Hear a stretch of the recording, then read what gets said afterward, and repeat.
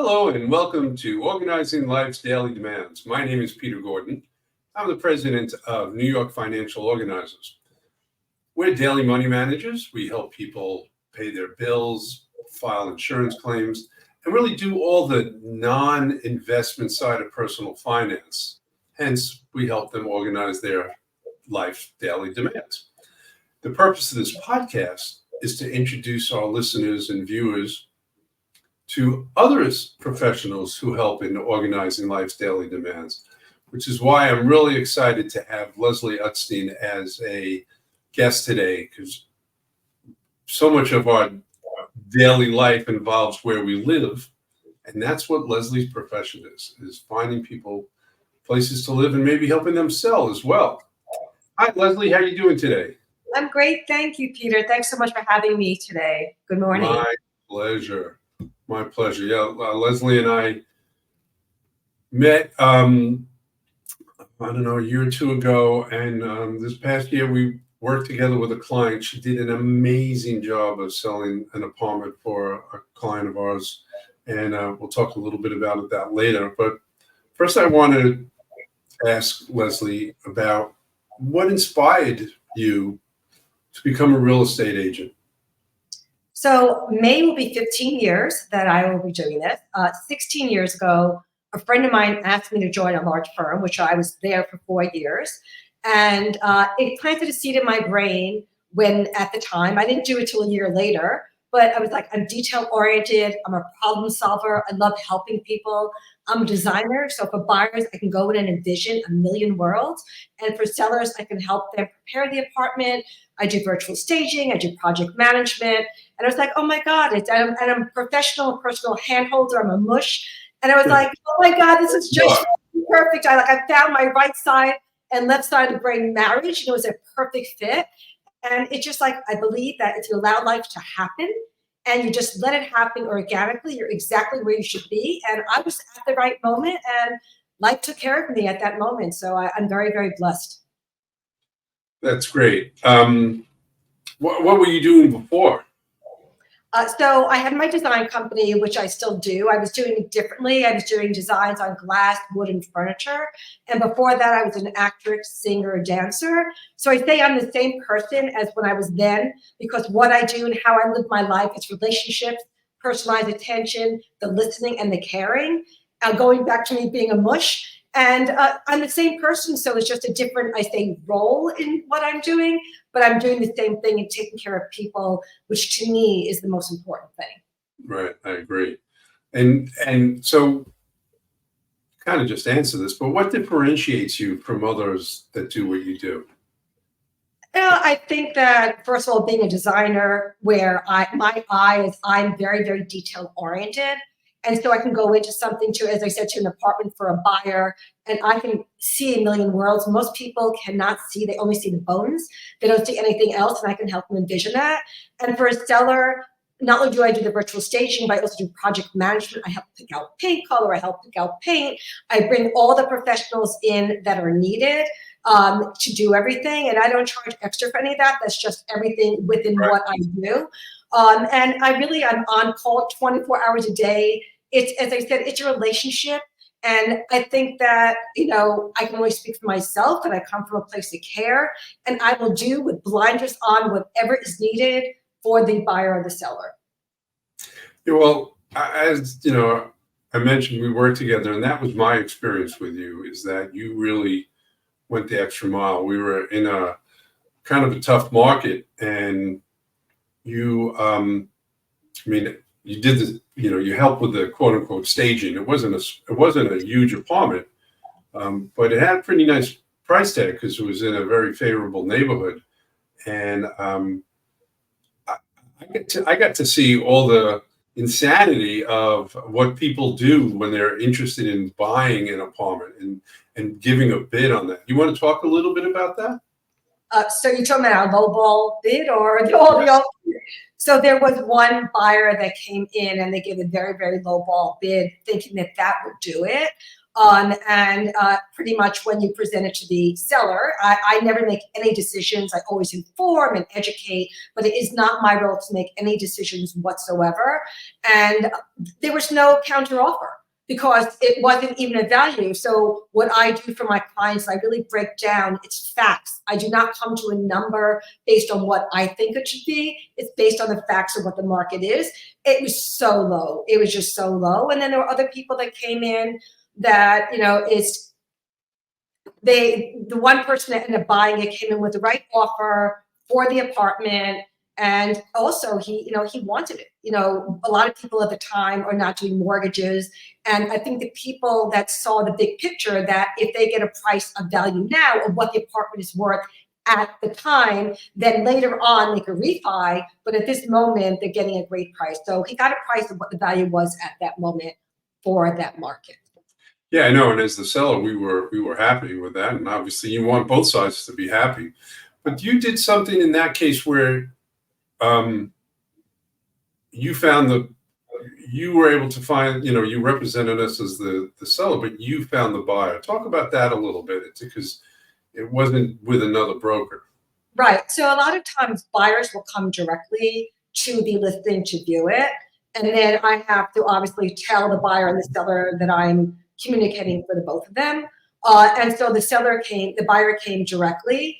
And personally, I love doing buy sell because unlike many people, I love doing the purchase application. To me, a purchase application is like telling a story. And every client has a different story. So if I can't read it and if I'm not there, then I'm not going to present it. So for me, it's kind of a high. I like doing purchase applications in that way and no one going in. And that's what I did for the buyer, and obviously told the seller, saw the purchase application or was open to seeing anything. And I really enjoy doing that, but it doesn't always work that way. And then thankfully, hopefully you get a good broker on the other side to work with. But in this market, I can say that I did a few that way. I was representing the seller, and there were many that came in directly. Right. And the other thing you did is that you really communicated with the building. We had it wasn't going anywhere, and there was the bank was stalling, and the other attorneys really weren't going to do anything. And you spearheaded the solution, which I was so appreciative, as well as my client. Yeah, no, that was really wonderful. Thank you. Yeah, I think everything is about communication. And at one point, as you know, I put an email with everyone on there, including the mortgage banker and everyone, because, the problem whenever I do a deal, I always ask whoever I'm representing to have permission to be on all emails with the attorney, unless there's something I should not see. Because that way I'm always informed. And otherwise, if I'm not informed, I'm blind to what's happening also. And because I was on the emails for both, I knew what was happening, and there was a lot of miscommunication, even miscommunication with the management company. So I put the management company on there, I put the attorneys on there, I put you on there, the mortgage banker on there, everyone on there. So it was finally done. And I can tell you that, it would not have probably closed unless it was for that email, and nothing with me. I'm just saying with that communication, I think it would have closed the following year, and everyone wanted to close in 2023. And thankfully it did. Yeah. Oh yeah, no, it was great. And so what specific skills do you bring to this buyer and the seller? I can definitely say the word is being a problem solver, and the word no is not in my vocabulary. If something is not there, I will find something else. Being a creative, I'm very creative minded. So my mind has, without thinking, it just automatically goes to something else. And I think that is a very big part about it. And as I said before, about really being detail oriented and looking at the details of everything and never taking anything ever for granted. And being very, very involved. I find that from my experience, a lot of brokers just want to give the deal sheet in. All they want to see is your check at the end. If there's nothing going on, I will reach out and say, how can I be of service to you? Because I really, truly, I love what I do. And if I'm not involved, then why am I doing it? And that goes to anything. And I thank my father, who is my mentor and who I brought up that way. And he at a very young age, I used to see him with clients and they loved him. They were friends with him. It was about the relationship, not transactional. I do care. I don't do sales. And so it really, I think if it leads from that and do whatever is needed, and if another professional is not doing it, I will find out from my core of people how to do it, and then do it myself or move it along or whatever, whatever is needed at that time. Right. Oh, that's great. It's interesting. There's a lot of talk about work-life balance. And we've talked about that before. Why don't you talk a little bit about what creates that for you?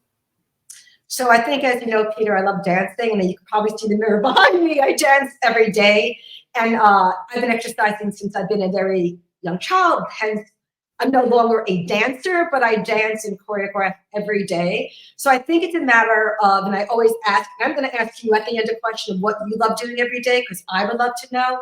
And I think it's doing something every day that makes you happy, whatever that is, besides family, but what that is personal to you. And for me, it has to do with the dancing, the exercising, music, which goes with the dancing. I love music. It's like my music and dance are like, I think, my highest high.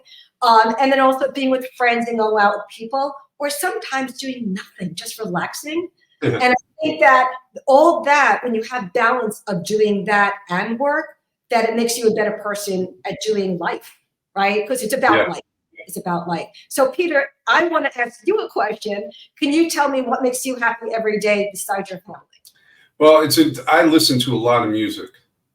I listen to Spotify pretty much all day long, and I have kind of eclectic tastes in the sense that I like a lot of different things. So I love jazz, but I also I love alternative rock as well as classic rock. I'm like all over the map, and it works. I love Spotify because it's all right there for me, and I could choose, and then it'll suggest something for me. So music is a big part of my life, and then I have to exercise. I mean, if I don't exercise, I have a lot of things will go awry. So I've been doing that every day for the last few months. I mean, I've exercised my whole life, but I've been really pushing it to another level. So yeah, that's made a big difference for me. Really for my health. Right. I think it's just the endorphins flying all over the place. It's just like a happy place. Besides that, it feels good. Yeah, no, absolutely. So what's a good referral for you?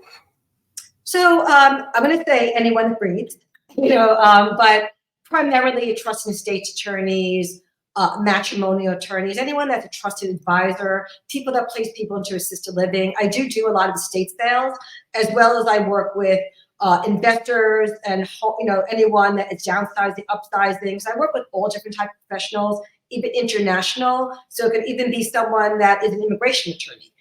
So anyone that knows someone that is in a place to place them into an apartment or sell their apartment, or even just to just give advice or something. It's my joy also. It's not always about the act of doing something, a deal, but it's also helping people in whatever way, because it gives me pleasure that I can do that, for them.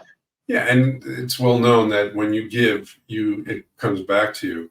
You mentioned one profession, which was a consultant who helps people move into assisted living.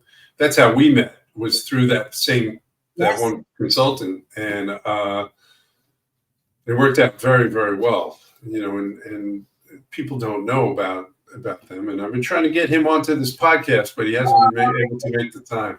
They're so wonderful.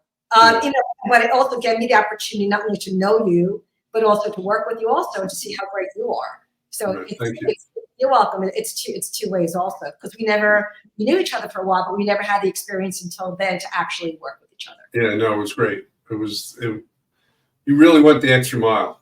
And it was greatly appreciated.